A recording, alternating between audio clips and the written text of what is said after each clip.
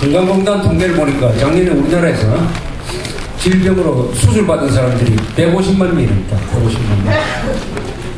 여기 계신 분들 중에서도 아마 지난해 그런 어려움을 겪은 분들이 몇 분 계시던데 아무쪼록 내년에는 가능한 수술 안 받도록 건강을 조심해 주시기 바랍니다. 올해는 이제 강연이 다음이 마지막입니다.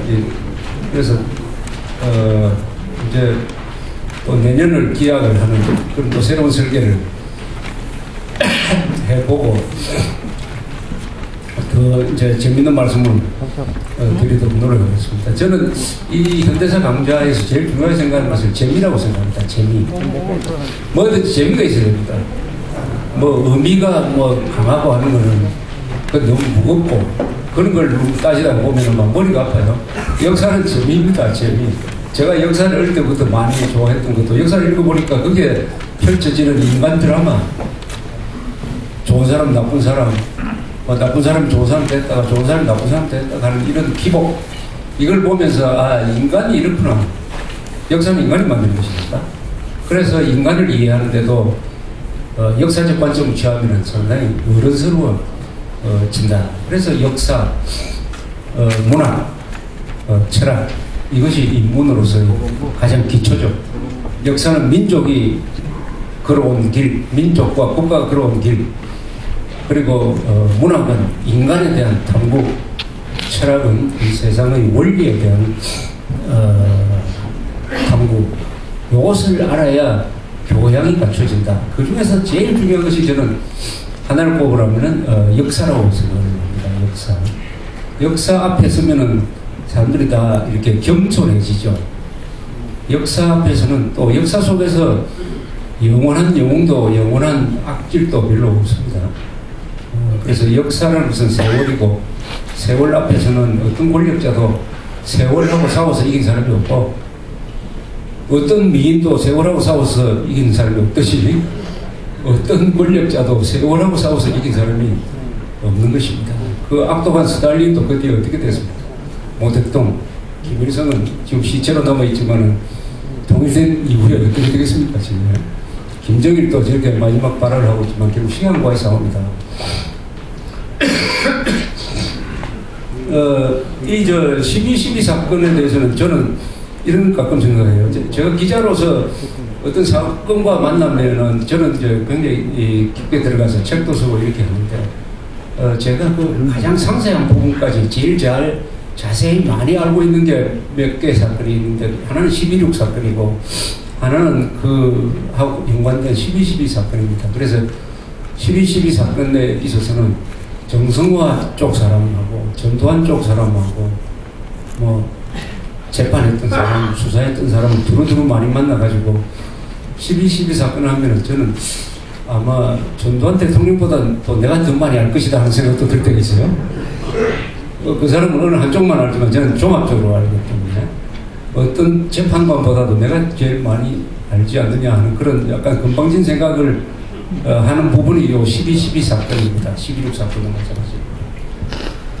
그래서 저는 기자니까 사실관계에 대해서 아주 재밌게 생각하고 또 이 사건은 굉장히 하루 한 10시간 정도에 걸쳐서 일어났지만 기복도 있고 재미가 있어요. 드라마가 있습니다. 드라마. 요걸 있는 그대로 드라마로 만들면 가끔 뭐 제5공화국이라든지 텔레비전에 했습니다만 그거는 어떤 정치적 목적을 세우가 주로 전두환 합수본부장을 악당으로 만드는 쪽으로 맞춰서 하다 보니까 그게 제대로 본질이 전달되지 않았습니다. 이 11.6 사건이 있었기 때문에 12.12 사건이 있었던 것입니다.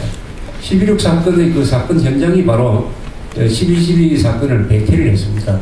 정성화 장군이 김재규한테 이용당해가지고 그 시해 사건 바로 옆에 식당에 가 있었던 것입니다. 그래서 그때부터 정성화 장군이 김재규하고 혹시 공모를 한 거 아니냐 하는 이런 의문이 퍼졌습니다. 그리고 정성화 장군의 진술에서 잘 이해되는 부분이 있었습니다. 그런데 이런 부분이 나중에 수사 결과를 통해서 다 해명이 되어버렸습니다. 해명이 됐다는 것은 정성화 장군은 김재규하고 사전 모의를 한 적도 없다. 그러나 이용당했다. 그날 식사를 거기서 하자는 연락을 받았을 때 이 정성화 장군이 거기 좀 꺼림칙했다 그럽니다. 거기 가서 식사를 한다는 게 좀 꺼림칙했는데 나가면서 그때 누굽니까 이희성 씨한테 나중에 이분이 중앙정보부장도 되고 계엄사령관도 됩니다만 이희성 씨한테 그 선배가 오라니까 가긴 가야 되겠는데 별로 내키지 않는다고 하면서 이렇게 갔다는 증언이 있습니다. 그래서 이런 의문점에 대해서 수사 발표를 하면서 11.6 사건 수사 발표를 하면서 전두환 그때 합동수사본부장이 이렇게 답변을 했습니다. 그때 기자들이 뭐라고 물었냐. 정성화 육군참모총장이 이 사건과 관련됐을 것이라는 의문이 많이 제기되고 있는데 좀 더 소상히 설명해 줄 수 있습니까? 전두환 소장이 이렇게 이야기했습니다. 김재규가 사건 당일 오후 4시 5분쯤 정 총장에게 전화로 저녁 약속을 하고 공정동을 유인한 후 사건 후에 설득하려다가 실패하면은 협박하려고 했습니다.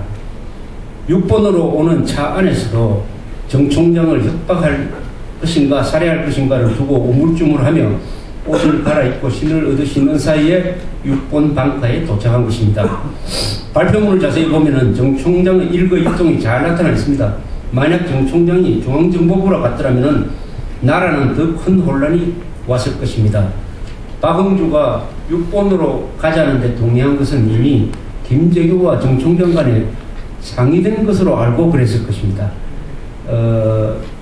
노재현 국방장관과 정 육군참모총장은 이 사건이 청와대 내부에서 일어난 사고로 오해했고 그런 곳으로 가기를 꺼려한 데다가 중앙청은 보안이 잘 안 될 것으로 판단하여 국방부에서 국무회의를 연 것입니다. 뭐 이렇게 설명했습니다.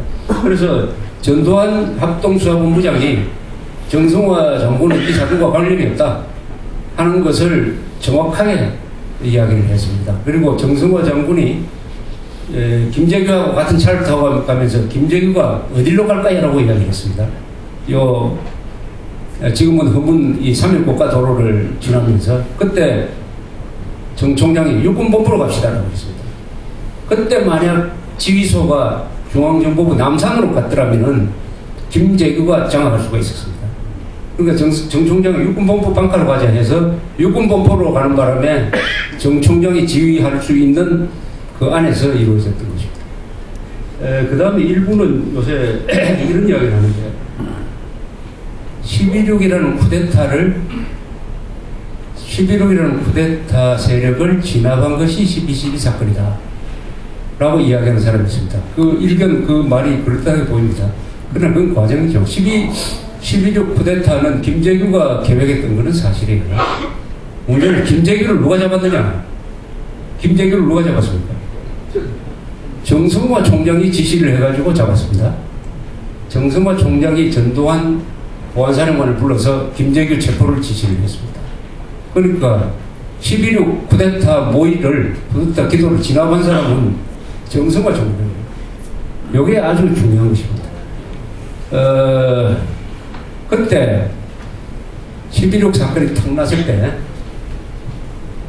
김재규가 범인이라는 것을 알고 있었던 사람이 두 사람이 있습니다. 다른 사람은 몰랐어요. 누구냐? 최규하 대통령이 알았습니다.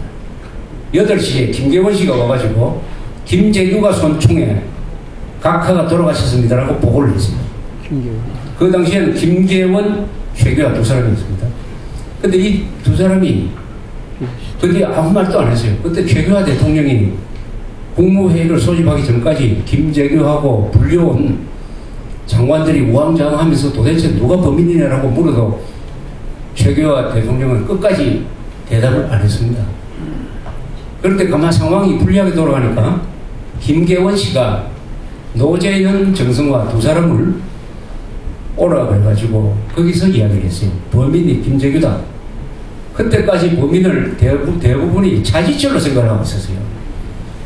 그때 사건이 딱 났다고 했을 때 왜 사람들이 이건 차지철 범행이라고 생각했냐면은 차지철이가 평소에 오만부손하게 행동하고 하는 걸 보니까 저놈이 언젠가는 쿠데타를 일으킬 놈이다라고 생각이 다 가능성 속에 있었어요.